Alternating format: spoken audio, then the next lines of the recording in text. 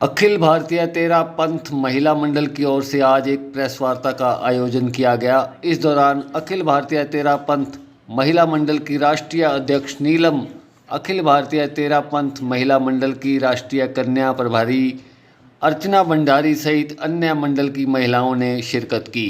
Media से बातचीत करते हुए अखिल भारतीय तेरा पंथ महिला मंडल की राष्ट्रीय अध्यक्ष नीलम ने बताया कि अखिल भारतीय महिला तेरा पंथ महिला मंडल की ओर से 4 प्रकार के अलग अलग जन जागृति के कार्य करवाए जा रहे हैं। इसके साथ ही देश भर में 80 फिजियोथेरेपी सेंटर बहुत ही कम खर्च पर चलाए जाते हैं। साथ ही मूक बधिर बच्चों को उनके लेवल के हिसाब से शिक्षा ग्रहण करवा रहे हैं। इसके साथ ही कन्या सुरक्षा योजना भी चलाई जा रही है।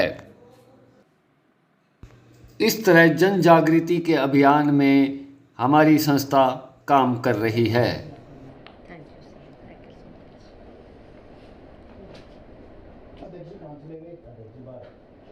बड़ा कार्यक्रम है जहां पर लगभग हमारे 30 चारित्र आत्माएं विराज रही हैं, तो उनका सेवा कार्य भी है। तो उस उद्देश्य से वो इस वजह से वो यहाँ आज उपस्थित नहीं हो पाए हैं। लेकिन सब्स्टिट्यूट के रूप में जो पूर्व प्रभारी जिन्होंने पहले हरियाणा में काम किया है वो हमारे बीच उपस्थित हैं। और हरियाणा स्तरीय एक और कार्यक्रम कल हम हिसार में आयोजित करने जा रहे हैं, वहाँ पर उनकी उपस्थिति दर्ज करवाई जाएगी। महिला मंडल किस प्रकार से कार्य कर रहा है जी पूरे देश में? सर, हमारे 4 फ्लैगशिप प्रोजेक्ट्स हैं। स्वस्थ परिवार स्वस्थ समाज पहला ये प्रोजेक्ट, इसके अंतर्गत हम विभिन्न कार्यशालाएं, वर्कशॉप्स, ग्रुप डिस्कशंस, डिबेट्स, इस तरह के जन जागृति हेतु ये कार्यक्रम आयोजित करते हैं। इसके साथ हमारे देश भर में 80 फिजियोथेरेपी सेंटर्स चलते हैं जो काफ़ी निःशुल्क तो नहीं कहूँगी बट बहुत कम शुल्क पर ये फिजियोथेरेपी सेंटर्स आयोजित हमारे शाखाएं हैं जो इसका संपादन करती है।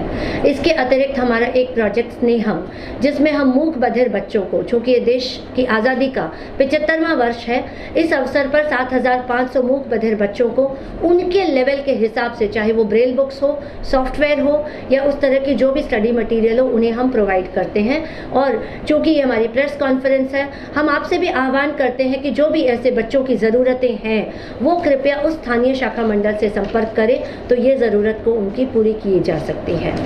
हमारी दूसरी योजना कन्या सुरक्षा योजना, इसके अंतर्गत हम सेल्फ डिफेंस का सघन प्रशिक्षण, कन्या सुरक्षा सर्कल देश भर में 90 आचार्य महाश्रमण कन्या सुरक्षा सर्कल हमने निर्मित किए हैं जो एक जन जागृति का एक वृहद कार्य करते हैं। उसी के साथ कुछ बेंचेस देश भर में लगभग 1500-2000 बेंचेस विभिन्न रेलवे स्टेशन पर बनी हुई है, जिस पर करनी है जीवन की रक्षा, कन्याओं की करो सुरक्षा, ये स्लोगन लगा हुआ रहता है। महिला सशक्तिकरण पर, कन्या सशक्तिकरण पर, कन्या की सुरक्षा पर हम सघनता से कार्य कर रहे हैं। और उसके बीच जो मेल एंड फीमेल बायस जो एक गैप चल रही है, उस गैप को पाटने का भी एक सघन प्रयास हमारी संस्था के द्वारा किया जा रहा है। हमारी तीसरी योजना समृद्ध राष्ट्र योजना, इसके अंतर्गत हम दो विभागों में ये विभाजित हैं।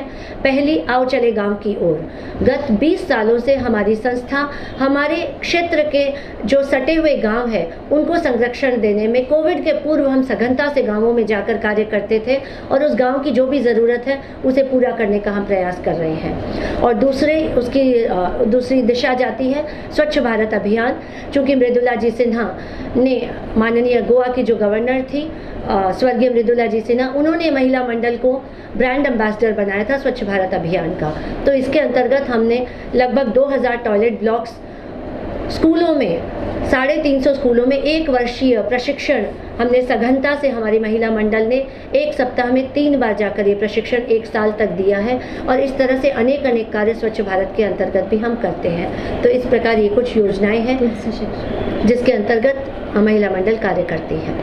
केसरिया शक्ति परचम के अंतर्गत आज सिरसा में महिलाओं से रूबरू हुए हमारे राष्ट्रीय अध्यक्ष श्रीमती नीलम जी सेठिया संघ की गरिमा को कैसे बनाए रखें, किस तरह से महिला सशक्तिकरण को करना चाहिए, किस तरह से एक महिला आगे बढ़कर अपनी जिम्मेदारी और अपनी परिवार की जिम्मेदारी को अच्छे से निभा सकती है, इस बारे में चर्चा की गई। अन्य कार्यों की जानकारी दी गई कि सिरसा क्षेत्र में किस तरह जो हमारी 4 परियोजना है इनको कार्यान्वित करने के लिए वो आगे बढ़कर इनमें कार्य कर सकती है।